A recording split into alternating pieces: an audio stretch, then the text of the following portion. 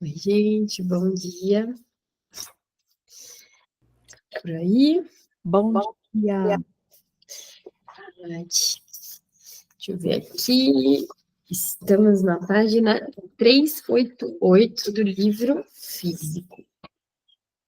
Deixa eu acertar aqui. Vamos começar.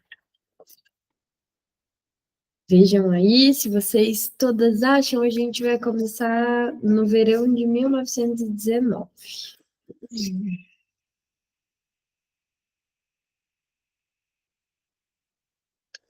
Todo mundo se encontrou?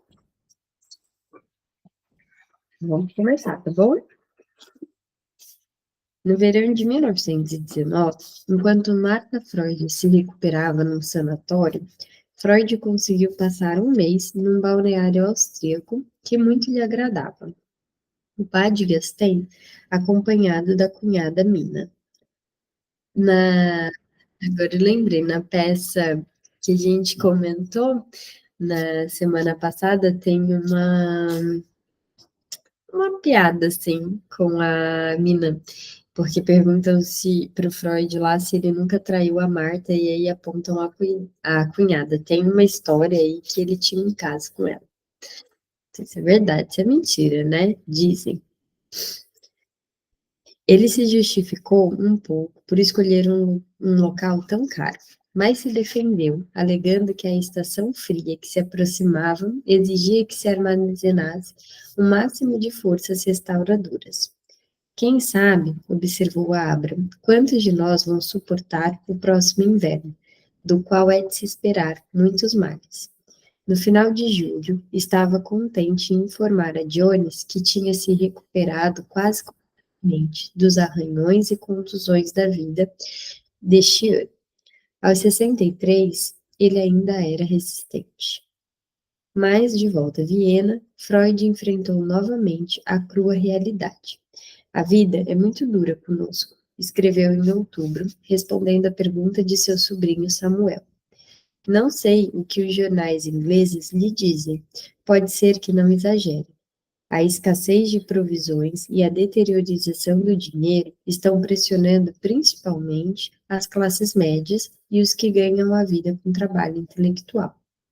Você deve ter em mente que todos nós perdemos 19, 20 do que possuímos em dinheiro. Uma coroa austríaca agora valia menos do que um penny e continuava a cair. Além disso, a Áustria nunca conseguiu produzir o quanto precisava. E Freud lembrou ao sobrinho que não só as antigas províncias do Império, mas também nossos próprios campos estão boicotando Viena da forma mais temerária. A indústria chegou a um ponto morto por falta de carvão e a matéria-prima, e é impossível comprar e importar dos países estrangeiros.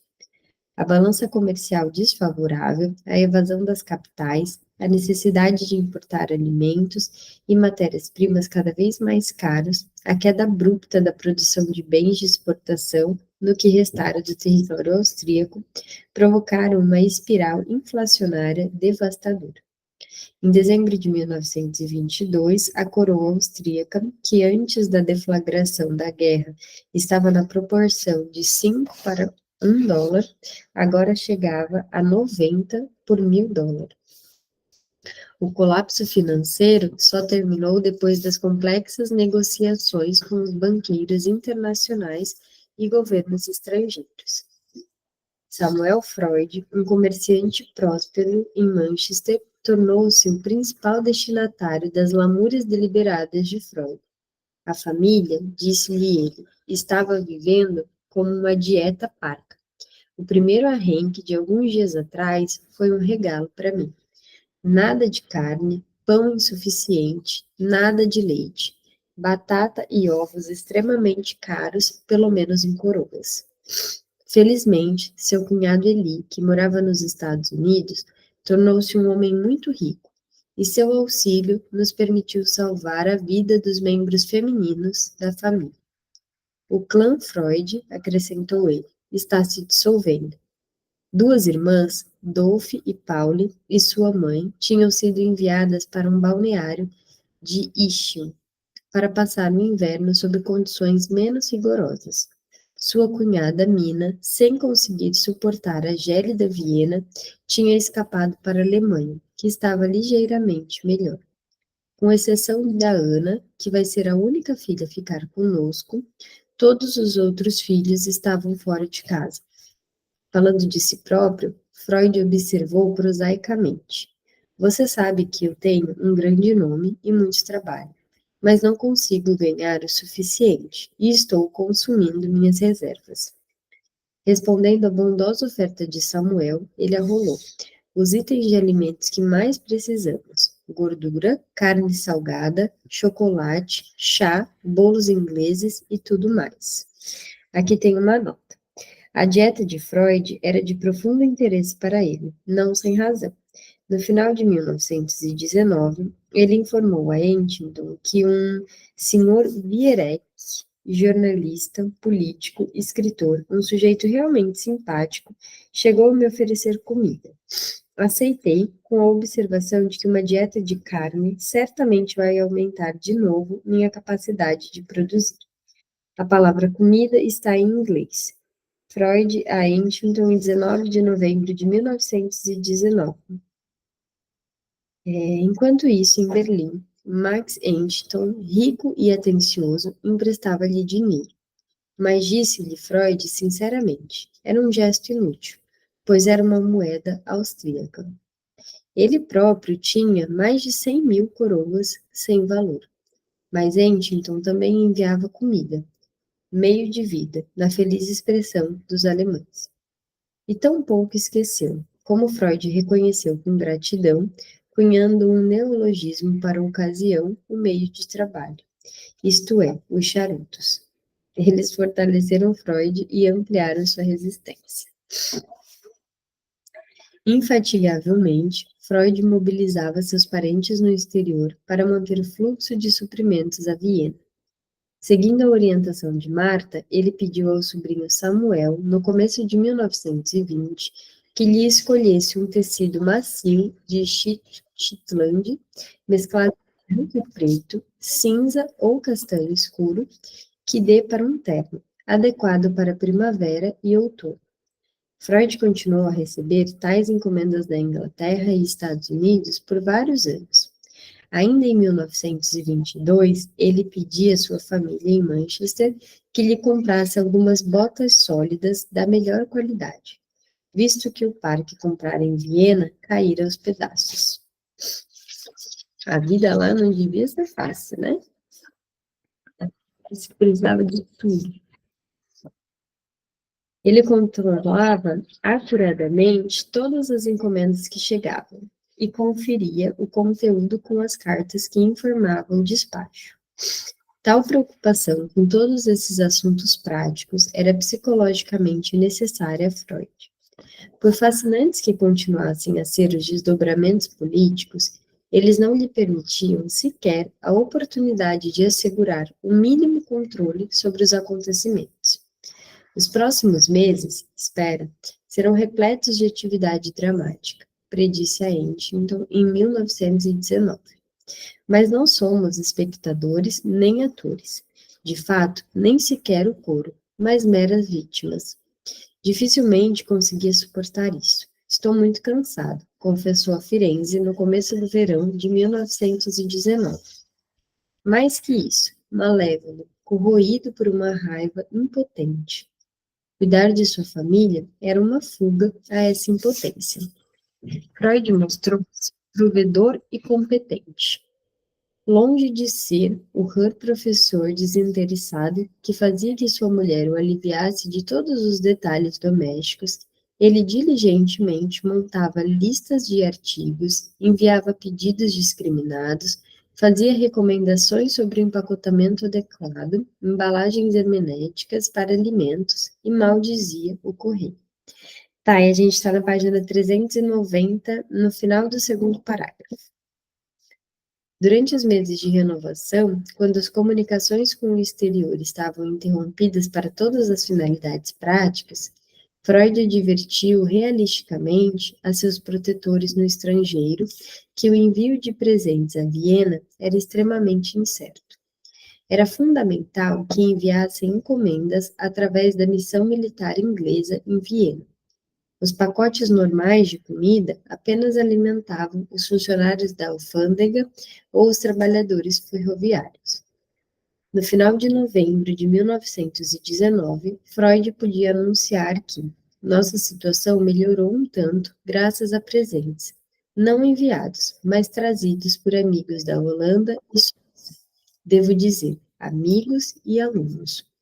Estava, estava disposto a achar que pelo menos algum consolo nesses dias desalentadores. Uma das coisas boas desses tempos miseráveis, disse ao sobrinho de Manchester, é que voltou a se estabelecer a ligação entre nós. A impossibilidade de se confiar na chegada de encomendas do exterior era um elemento de constante irritação para ele. Em 8 de dezembro de 1919, Freud informou ao sobrinho que Martin se casara no dia anterior e acrescentou, praticamente sem interrupção, o pacote prometido não havia chegado. Ele tinha pouco tempo para sentimentalismos. Não tenho esperanças de que ele ainda possa chegar a nós. Poucos dias depois, agradecendo calorosamente a Samuel por sua solicitude. Você se comporta com grande amizade em relação a seus parentes pobres. Ele lhe recomendou que não enviasse mais nada enquanto não tivesse notícias de que as encomendas haviam realmente chegado a Viena. Você parece não estar ciente de toda a dimensão da estupidez governamental na Dutch. Essa outra palavra eu não sei. Mas Dutch eu sei. O inglês de Freud podia ser um pouco formal, um pouco rígido, mas era suficientemente mordaz para lhe proporcionar epítetos amargos e expressivos para caracterizar a burocracia austríaco-germânica. Quando eu vejo as línguas que ele falava, eu fico pensando, gente, onde que esse homem aprendeu a falar tantas línguas? Já pensaram nisso?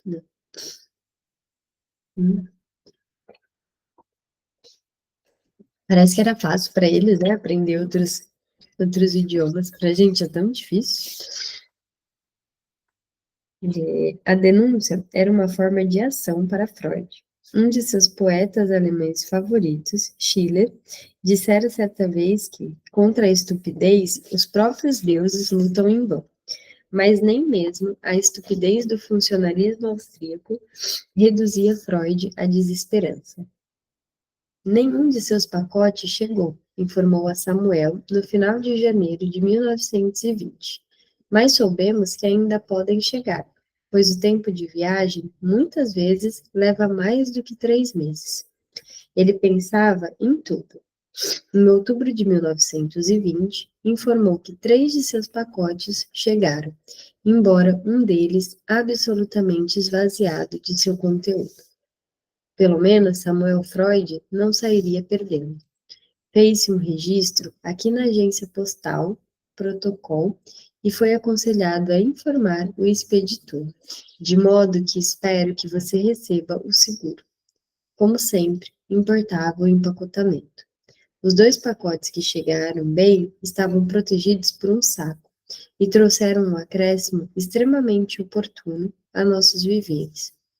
Mas sempre havia um mas naqueles dias. Quase todas as coisas em ótimas condições. Apenas o queijo, estando envolto em um papel, tinha embolorado e afetado o gosto de algumas barras de chocolate. Também, imagina o queijo no negócio no saco 3 meses. Imagina então como é que estava. Às vezes, Freud dava vazão à sua exasperação.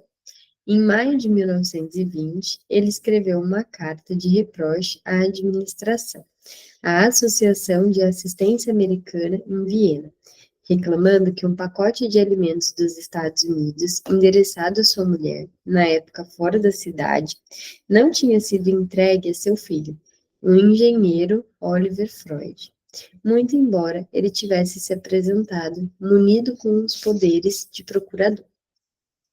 O comportamento da agência parece rígido, mas os funcionários da assistência americana haviam estabelecido a política de entregarem as encomendas apenas aos destinatários efetivos, visto que um sem número de ditos parentes havia inundado o escritório com documentos falsos de identidade. Freud não se impressionou com tais desculpas. Oliver ficou sujeito à espera, permanecendo ali das 2h30 às 5, e foi mandado embora sem o pacote. O tempo dele também tem algum valor, de modo que seria exigir demasiado que ele se dispusesse a respeitar a mesma experiência várias vezes mais. Visto que apenas o destinatário estava autorizado a receber uma encomenda, apelo aos senhores que me informem de que maneira podem se realizar as intenções do remetente desse presente. Freud ainda não acabara. Furioso, gabou-se de sua envergadura internacional. Não deixarei de informar o público na América, onde não sou desconhecido, sobre a inadequação de seus serviços. O incidente teve um epílogo ao mesmo tempo burlesco e patético. O chefe da agência de assistência, Elmer G. Burland, que havia estudado alguns textos de Freud na Universidade de Berkeley, vários anos antes, sentiu-se encantado em entregar pessoalmente o pacote de alimentos. Foi tratado com uma refinada rudeza. Freud insistiu que ele falasse com Oliver em inglês, embora o alemão de Burland fosse, na época, de primeira ordem, e mandou que Oliver traduzisse as palavras de Burland para o alemão, embora, e nem é preciso dizer, Freud entendesse todas elas. Então respondeu em alemão e mandou que o filho traduzisse suas palavras para o inglês, embora, evidentemente, Burland não precisasse de intérprete. Essa miúda vingança teatral e deliberada dava uma medida de raiva e frustração de Freud. Rancoroso ele? Imagina, né? É uma característica assim, que se destaca em vários textos e cartas.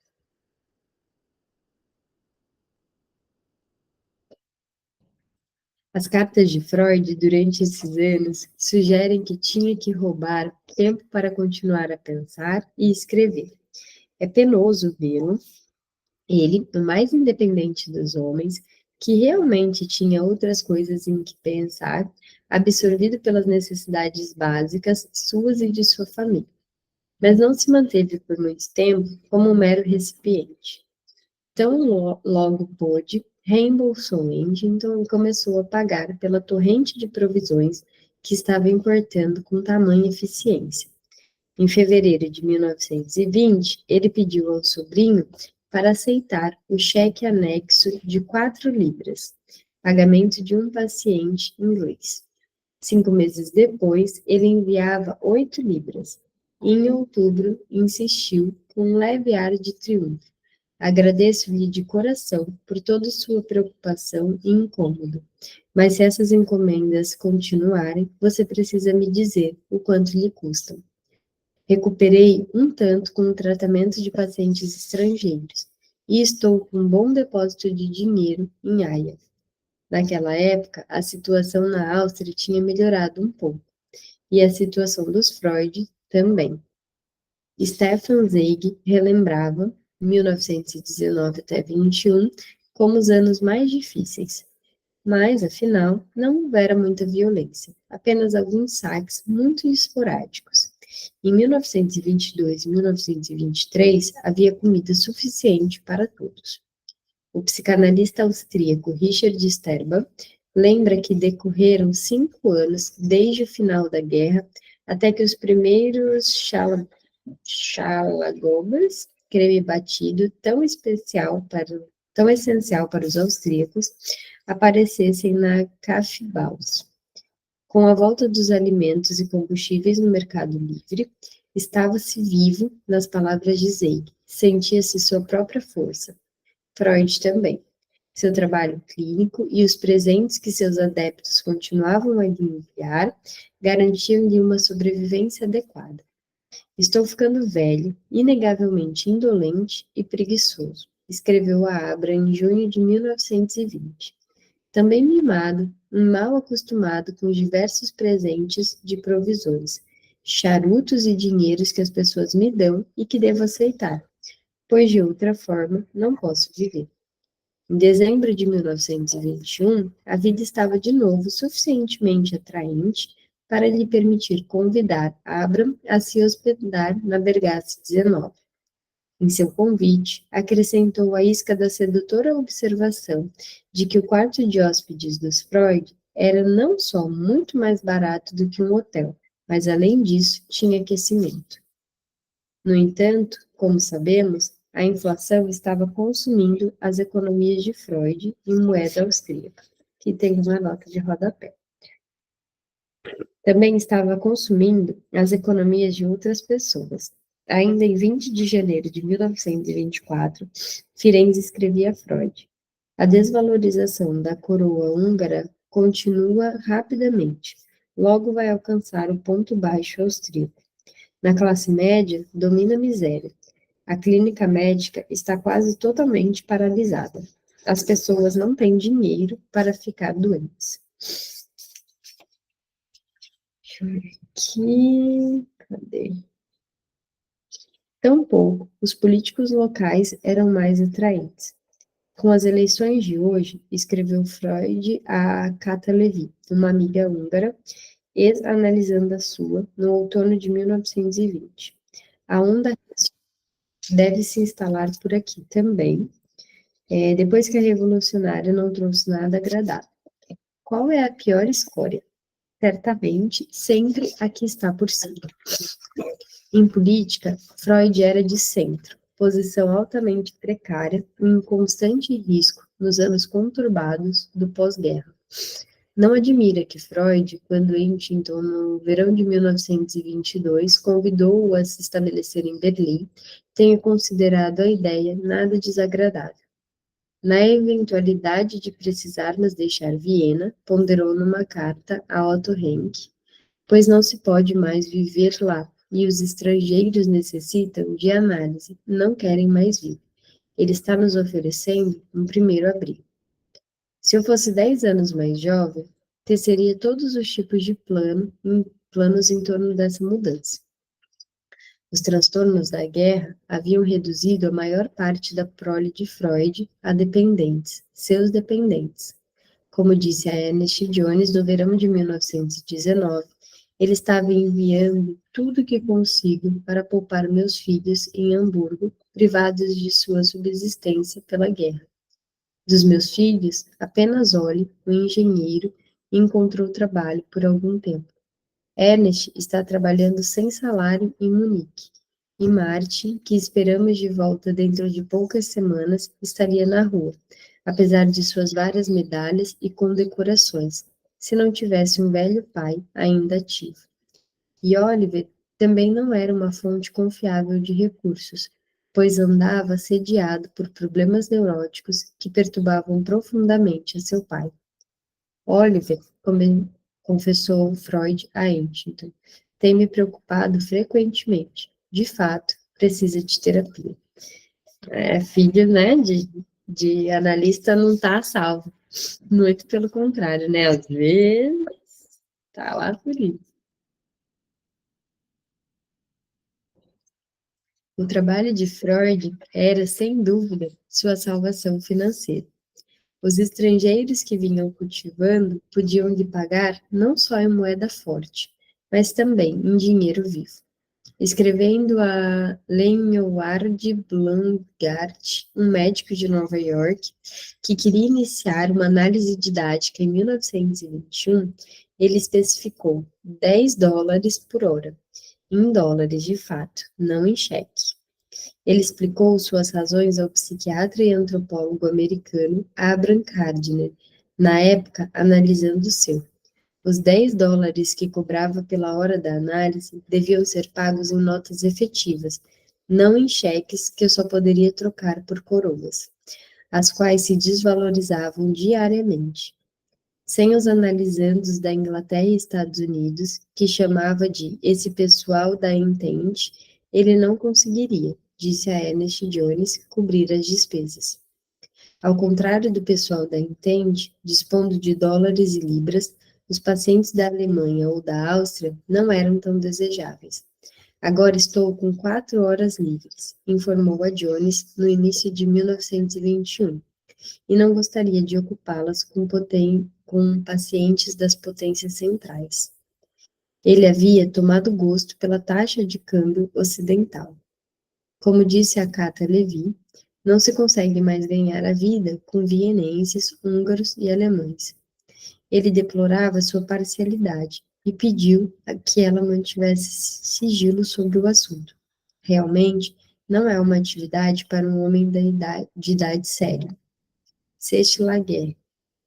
Freud era absolutamente franco em relação a finanças, tal como havia aconselhado aos colegas em seus artigos técnicos. Com essa mudança de clientela de analisandos, a principal língua na clínica de Freud agora se tornou o inglês, que havia muito tempo era-lhe cara.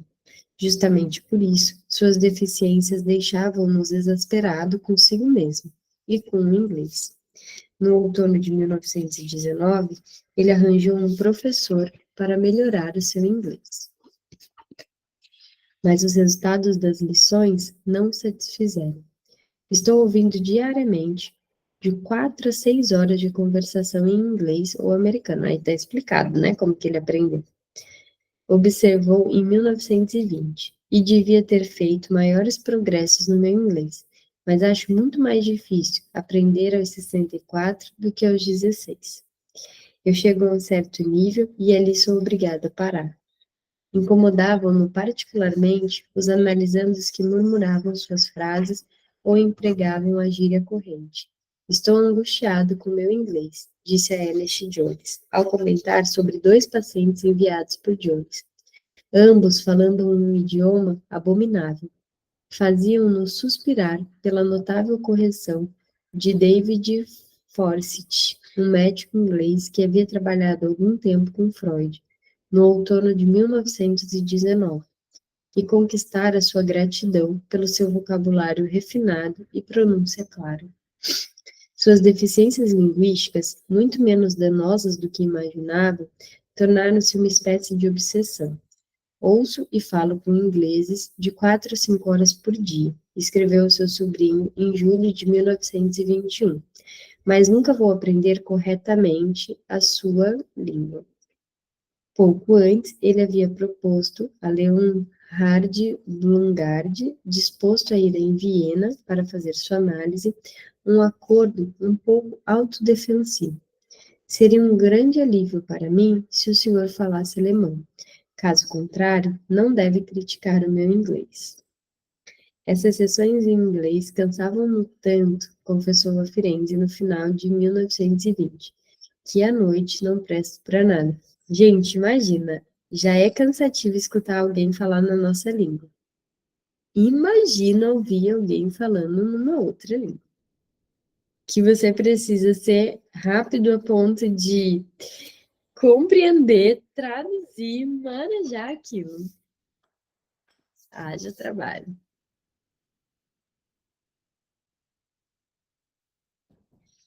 Acho que essa é uma das coisas também, que eu não sei se vocês já ouviram falar, algo assim, mas a gente tem a possibilidade de atender muitas pessoas que são brasileiras e que moram em outros lugares, e que por mais que elas falam fluentemente a língua do lugar, elas preferem fazer análise com analistas brasileiros do que com analistas que sejam lá do país, porque falar a língua materna é falar a língua materna, né? Tem muita diferença na maneira como a gente pode se expressar. Acho que tem também a questão cultural. A gente percebe essa dificuldade de adaptação mesmo e de cultura. Por vezes tem umas coisas que, por mais que a pessoa ame o país que ela tá, tem algumas coisas da cultura que são muito diferentes e que não se concordam, então não se adapta 100% aquilo. E aí falar com um analista que seja da mesma cultura que você faz diferença. Eu tenho uma pessoa de Londres e uma de Portugal, mesmo sendo. Peraí, deixa eu ver aqui. Mesmo sendo parecida, é diferente. É diferente, assim, da maneira de se expressar e tal. E acho que é a língua e a cultura. Eu atendo uma galera também de fora, de um monte de país, da Alemanha, dos Estados Unidos, tem mais alguns. Deixa eu ver aqui. A possibilidade de falar mais livremente, a paciente fica mais à vontade. Exatamente. De Portugal também, tem uma galera muito fora aí, de bem diferente, assim, eu acho interessante, porque é aquilo de eu preciso falar minha língua materna, e sentir que em algum momento eu estou dizendo de um lugar que a pessoa entende totalmente o que eu quero dizer. Uma vez eu fiz uma análise com um psiquiatra argentino. É uma língua parecida, né? Mas não rolou, porque ele ficava, quê? E às vezes eu falava, hã? Eu falei, ai, não, não vai rolar. Ele era muito bom. Ele ficava aqui, quê? Hã? Não, repete. Eu falei, ai, não. Dá uma interferência, às vezes a coisa não flui assim, né? Ai, não, vou deixar para lá. Mas ele era ótimo. Pena que a gente não conseguiu se entender tão bem na língua.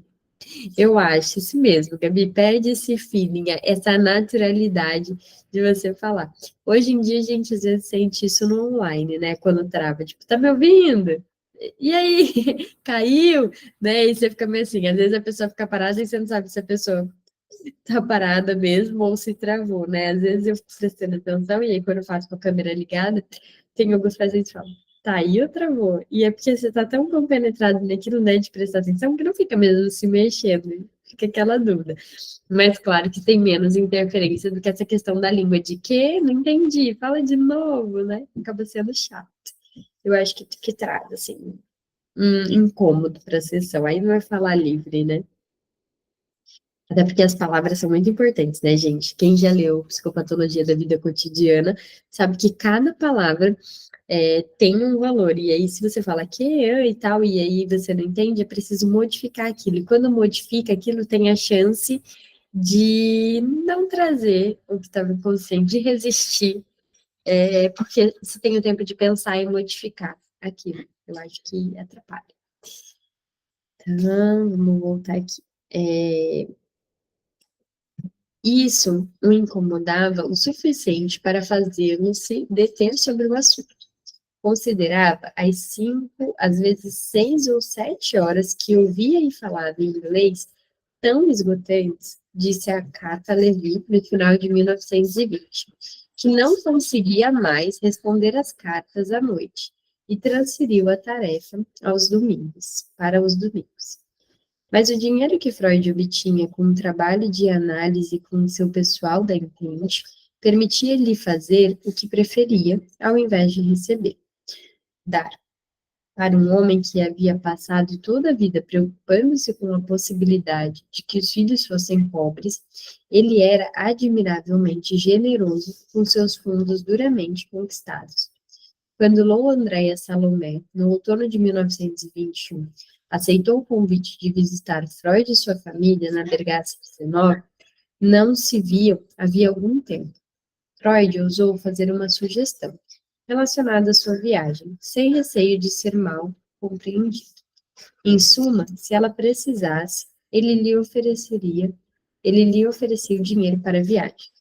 Eu me tornei, com a aquisição de boa moeda estrangeira, americanos, ingleses e suíços, relativamente rico. Diplomaticamente, Freud assegurou a ela que tal emprego de seus recursos daria prazer a ele. Eu também gostaria de aproveitar alguma coisa dessa nova riqueza. E tem uma nota. Em setembro de 1922, Freud enviou a ela 20.000 marcos, moeda inflacionada, mas ainda assim uma quantia considerável. Não faço ideia de quanto valia isso daqui. Acho que ninguém faz também, né? Dá nem pra gente saber se era rico mesmo. Ele estava ciente de que a clínica psicanalítica dela, em Göttingen, trazia-lhe apenas um parco retorno. Durante os primeiros anos da década de 1920, tempos muito duros para a Alemanha, Freud preocupou-se em enviar-lhe uma quantidade adequada de dólares americanos.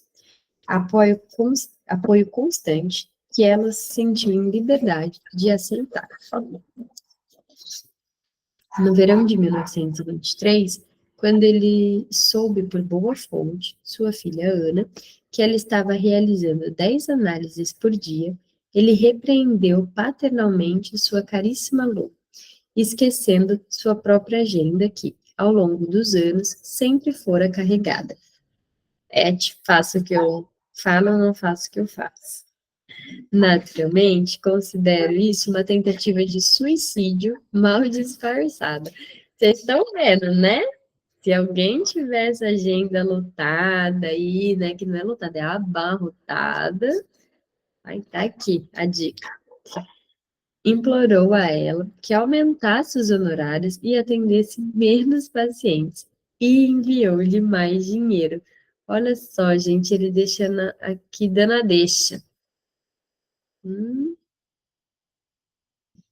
Mas ele dizia que ele atendia em torno de 8 a 10 pacientes por dia. Tem uma carta que ele mandou para o Firenze.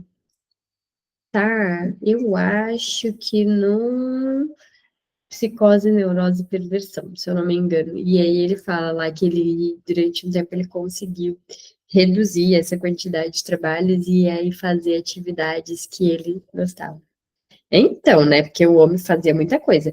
A Gabi tá colocando aqui, né, se ele compartilha das mesmas 24 horas que a gente, mas eu tenho como é que é? Uma hipótese que, com certeza, ele não se distraía com redes sociais, né? Olha bem quanto tempo vocês passam no celular, e aí vai entender por que que o homem fazia valer tantas horas e a gente não consegue, né? Eu coloquei um limite, que eu só posso ficar no celular, independente do que eu estou fazendo, 3 horas por dia. Porque tem que contar o Spotify, tem que contar uma aula que eu assisto não, que eu ouço todos os dias pelo celular e tem, tipo, uns 40 minutos. E aí conta, né? Porque tá usando o Spotify, que às vezes eu uso na academia, mas no máximo, eu posso ficar 3 horas com o celular ligado, que eu acho isso um absurdo já. Imagina mais horas. Muito tempo. Você acaba com. Exatamente. Vamos fazer um exposed assim, todo mundo olha agora. Tempo de uso.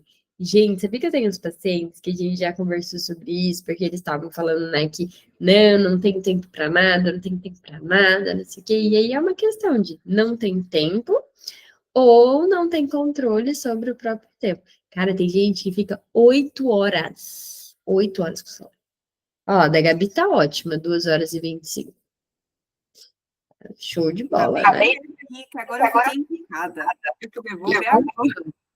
Eu fico olhando isso. Aqui, ó. Então, tá ótimo, porque eu fico colocando esse negócio de tempo de uso para ficar olhando todo, tipo, tenho como olhar da semana, né? Tipo, a minha tá aqui, menos 12% nos últimos 7 dias. Eu amo ver isso. Amo ver que tá caindo assim, ó. Amo.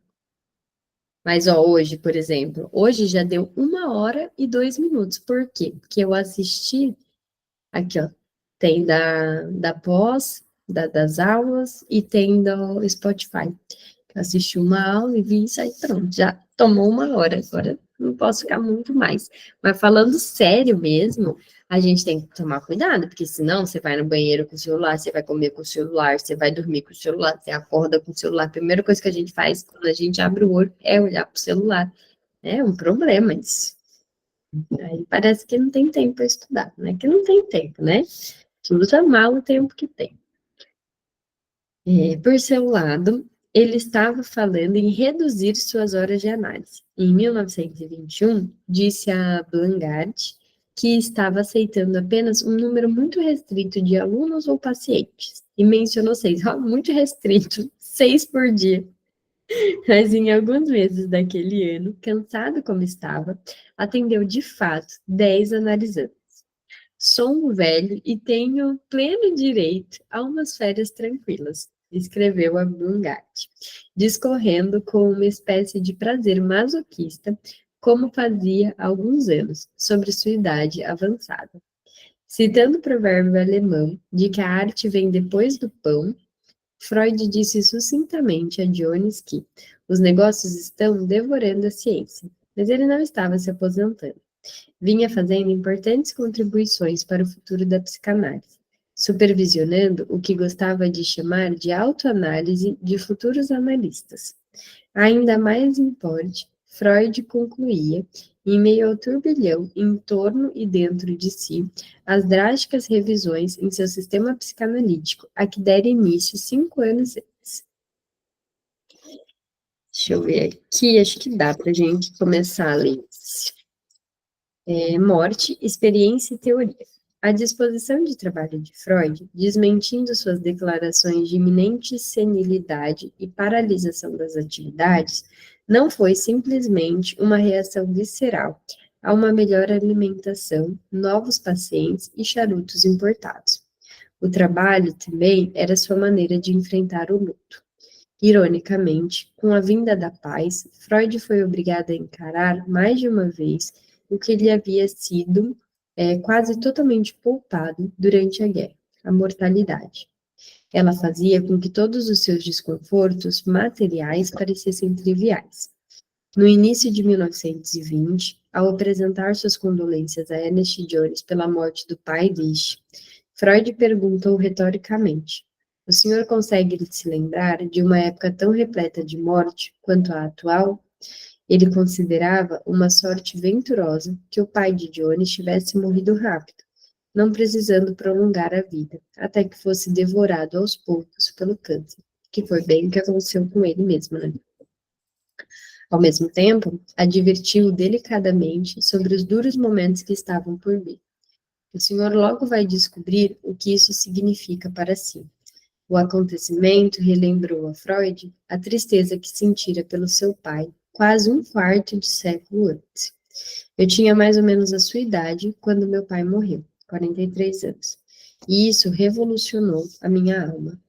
A primeira morte do círculo íntimo de Freud, o suicídio consternador de seu discípulo Viktor Taussky, porém não revolucionou em nada sua alma. Ele o enfrentou com um distanciamento clínico de tipo profissional. Taussky, depois de passar uma carreira jurídica e jornalística para a psicanálise, tinha se distinguido rapidamente nos círculos analíticos de Viena, com uma série de artigos importantes e brilhantes palestras introdutórias, que Freud ressaltou em sua homenagem fúnebre oficial. Mas as experiências de guerra de Taussky tinham sido excepcionalmente esgotantes, e Freud atribuiu publicamente sua deteriorização mental às tensões de seu serviço militar. No entanto, o que estava se operando nele era mais do que uma exaustão. Homem de muitas mulheres, lembremos que provavelmente teve um caso com Lou Andréa Salomé antes da guerra, Taussky havia se divorciado, se comprometido com várias mulheres e agora estava a ponto de se casar novamente. Havia muito tempo deprimido e cada vez mais perturbado. Ele havia pedido a Freud que empreendesse um tratamento analítico e apenas recebeu uma negativa. Em anos anteriores, Freud havia lhe dado apoio generoso, tanto financeiro como emocional. Mas agora ele o enviou a Helene Deutsch, uma jovem adepta que estava fazendo a sua própria análise com Freud. O resultado foi um triângulo complexo que não deu certo. Taussky falava a Deutsch sobre Freud, e Deutsch falava a Freud sobre Taussky. No final, a depressão de Taussky levou a melhora, e em 3 de julho de 1919, com uma engenhosidade perversa, ele conseguiu se enforcar e se dar um tiro ao mesmo tempo. Taussky, Freud notificou a Abraham 3 dias depois. Disparou contra si mesmo alguns dias atrás. O senhor vai recordar o comportamento dele no Congresso. Em Budapeste, em setembro do ano anterior, Taussky passou mal com um acesso impressionante de vômitos. Ele estava esmagado pelo seu passado e suas últimas experiências de guerra. Devia se casar nesta semana. Não conseguia mais se recompor. Apesar de seu talento significativo, era inútil para nós. A etiologia do suicídio de Taussky, disse Freud a Firenze poucos dias depois, com a mesma frieza. Era uma impotência obscura, provavelmente psicológica. e o último gesto de sua luta infantil com o fantasma de seu pai.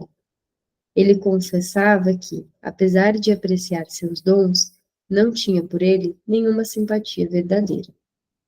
De fato, Freud aguardou quase um mês antes de informar Lou Andrea Salomé sobre o fim do pobre Tausk, repetindo quase literalmente o que havia dito a Abra. Ela se surpreendeu com a notícia, mas entendia e, na verdade, partilhava em larga medida da atitude de Freud. Com o tempo, ela viera a considerar Tausk, de certa forma, perigoso para Freud e a psicanálise. Freud lhe disse, como havia dito aos outros, que Tausk tinha sido inútil para ele. Mas a julgar pela forma como Freud, nesta carta, saltou do suicídio de Tausk para seu próprio trabalho, ele realmente teve uma certa utilidade póstuma. Agora assumi como meu direito de fundos de aposentadoria o tema da morte. Topei com uma ideia curiosa através das pulsões, e agora tenho que ler pela primeira vez todos os tipos de coisas que se referem a ela, como, por exemplo, Schopenhauer. Logo, teria muito a dizer a respeito da morte, não conforme ocorria a Tausk ou outros indivíduos, mas como um fenômeno universal. Por mais insensível que Freud possa parecer em relação a seu patético discípulo errante, sua reação a outra morte, a de Anton von Freund, prova que sua capacidade de sentir as perdas não havia se atrofiado. Como von Freund temia, seu câncer voltou, e ele morreu em Viena no final de janeiro de 1920, aos 40 anos. Seu generoso apoio ao movimento psicanalítico, principalmente aos empreendimentos editoriais da área, constitui seu monumento. Mas von Freund, amigo de Freud, além de benfeitor da psicanálise, Freud visitou diariamente durante sua doença e manteve Abraham, Firenze e Jones informados sobre sua degeneração irreversível. Escrevendo no dia seguinte à morte do amigo, Freud disse a Huntington: para a nossa causa, uma grande perda, para mim, uma dor intensa, mas que fui capaz de assimilar ao longo dos últimos meses, quando von Freund aproximava-se visivelmente da morte. Ele suportou seu estado desesperado com lucidez heróica. Não desonrou a análise. Em suma, morreu como o pai de Freud havia morrido, e como ele próprio esperava morrer. Bom, acho que dá para a gente terminar aqui hoje, para na semana que vem, quando a gente voltar a ler, ter sentido, porque senão para no meio de um texto, aí acho ruim. Então, vamos parar na página 397. Beleza? Combinado? Na semana que vem, quem vem, obrigada pela presença. Um beijo, até a próxima. Tchau. Tchau, Gabi.